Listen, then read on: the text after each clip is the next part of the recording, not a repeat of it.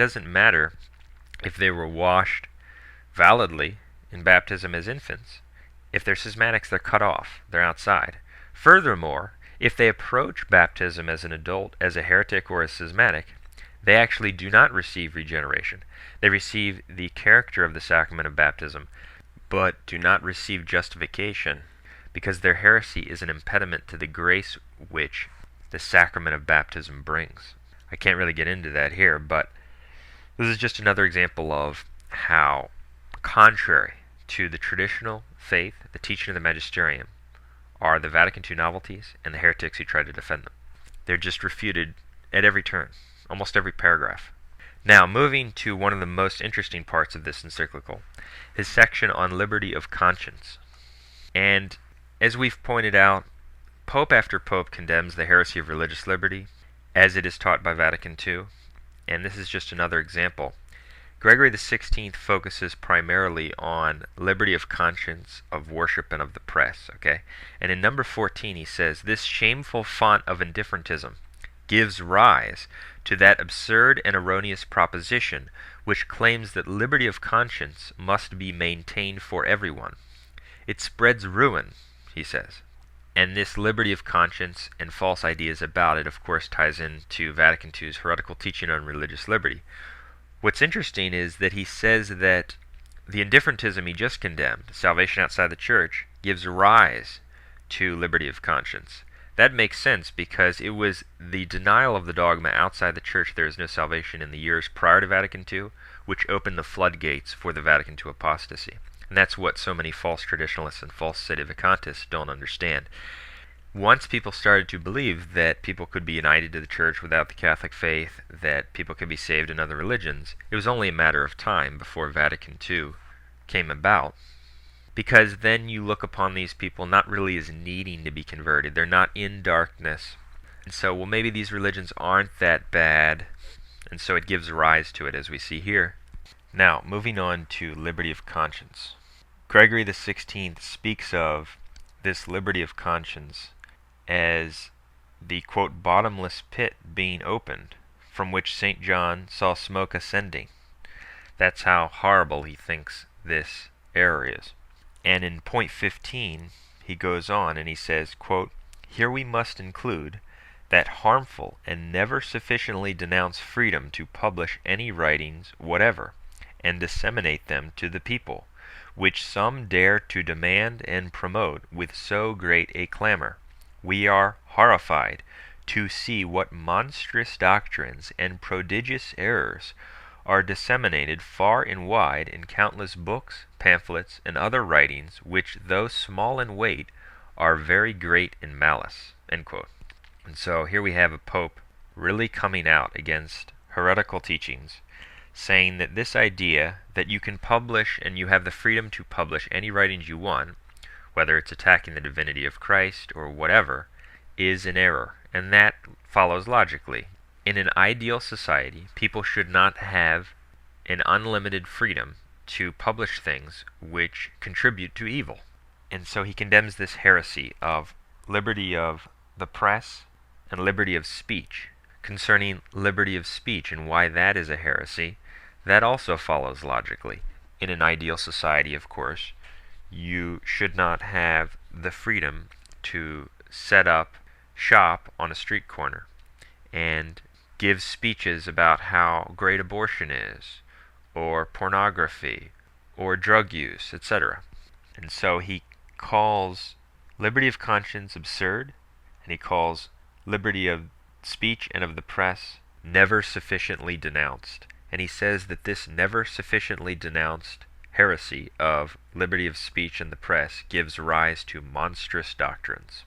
Well, Vatican II teaches exactly the opposite.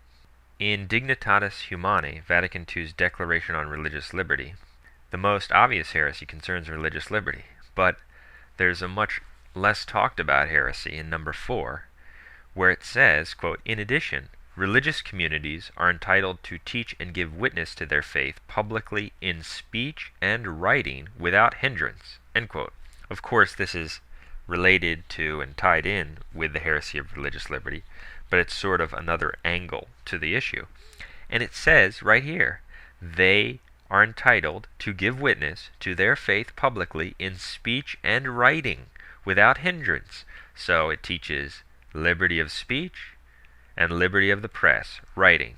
The two things Gregory XVI condemned in his magisterial encyclical Mirari Vos as, quote, never sufficiently denounced and giving rise to that which is monstrous. And that's why we say that when you understand the teaching of the popes, there is no way you cannot conclude, if you have any honesty, that Vatican II is an anti-magisterium. And this is just one encyclical. I mean, we could go through many. It's exactly the opposite. And it actually proves the supernatural protection of the papal office, because the very evils the popes warned about and condemned are the very teachings that the evil counterchurch teaches. Before I move on, there's an interesting quote in point number 16, speaking of this evil. He says that the people who clamor for this liberty of the press, etc., they are even so depraved as to affirm that it is contrary to the principles of law, and they deny the church the right to decree and to maintain it. End quote. So he's speaking of these depraved individuals who fight for this. Well, he could have talked about Vatican II if he were alive today. The next thing I want to move to comes in paragraph 19, where he's talking about certain revolutionary heresies, and he says, quote, here surely belong the infamous and wild plans of the Waldensians, the Beghards, the Wycliffites, and other such sons of Belial, who were the sores and disgrace of the human race. They often received a richly deserved anathema from the Holy See. End quote.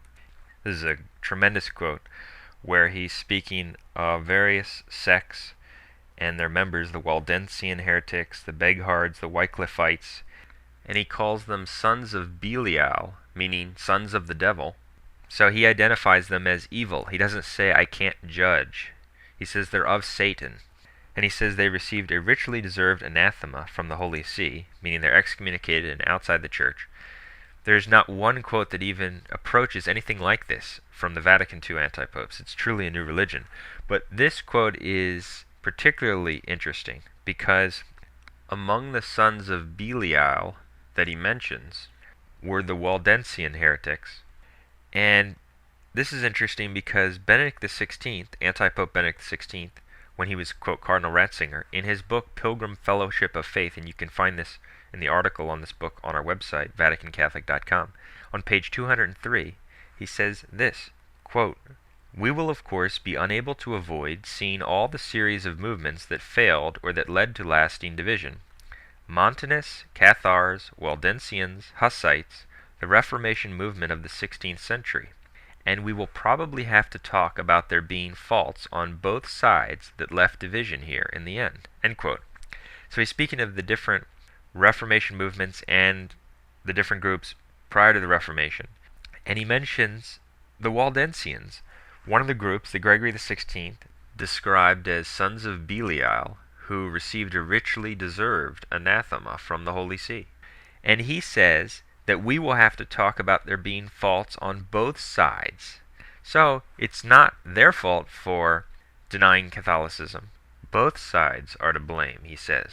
That directly contradicts Gregory XVI, who said that their anathema was, quote, richly deserved. Benedict XVI, heretic that he is, does not fault the heretic for leaving the church, but blames both parties. Now, the last thing I want to mention in this encyclical comes in point 22. It's a somewhat interesting statement where he says, quote, let them remember that God is the guide to wisdom and the director of the wise. It is impossible to know God without God, who teaches men to know himself by his word. End quote. Gregory XVI says that God teaches men to know himself by his word. So God teaches man to know God. Well, this is interesting because in our material, our video and our article and our magazine dealing with how John Paul II systematically preached that man is God, he would say over and over again, Christ reveals man to man himself. Christ reveals man to man. Whereas Gregory XVI tells us correctly that God teaches man to know God. John Paul II taught that God teaches man to know himself. And this was one of his more subtle ways of teaching that man is God.